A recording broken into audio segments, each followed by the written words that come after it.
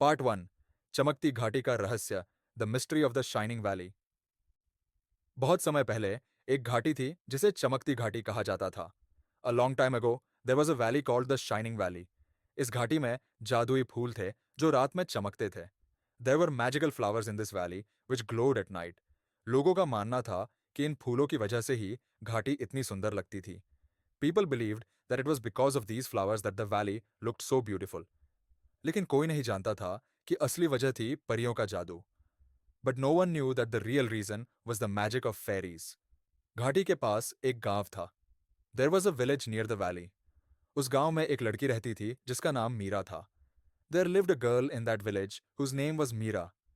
मीरा को हमेशा घाटी के चमकने का रहस्य जानने की उत्सुकता रहती थी। Meera was always curious to know the secret of the shining of the valley. एक दिन उसने सोचा कि वह घाटी के अंदर जाकर सब कुछ खुद देखेगी। One day, she thought that she would go inside the valley and see everything for herself. Part two. परियों की गलती, द फेरीज मिस्टेक। मीरा ने एक रात चुपचाप गांव से बाहर जाकर घाटी की तरफ जाने का फैसला किया।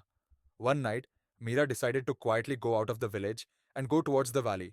घाटी में पहुंचने पर उसने देखा कि चार परियां वहां उड़ रही थीं।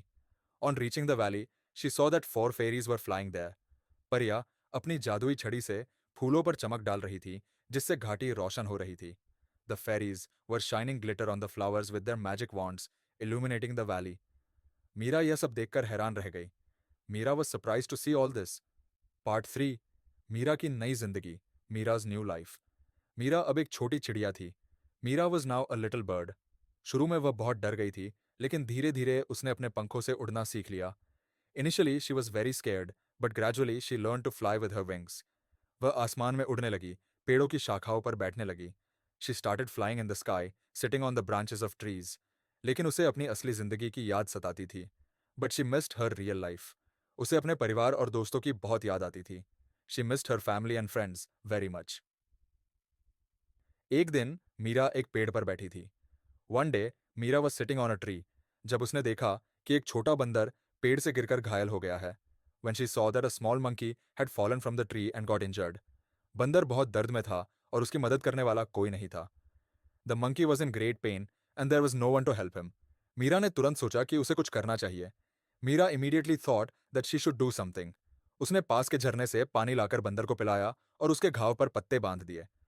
She brought water from a nearby spring, gave it to the monkey to drink and tied leaves on its wound. बंदर धीरे धीरे ठीक होने लगा। The monkey slowly started recovering. उसने मीरा को धन्यवाद दिया। He thanked Meera.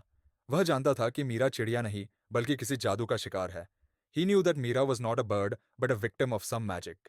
बंदर ने मीरा से वादा किया कि वह उसकी मदद करेगा।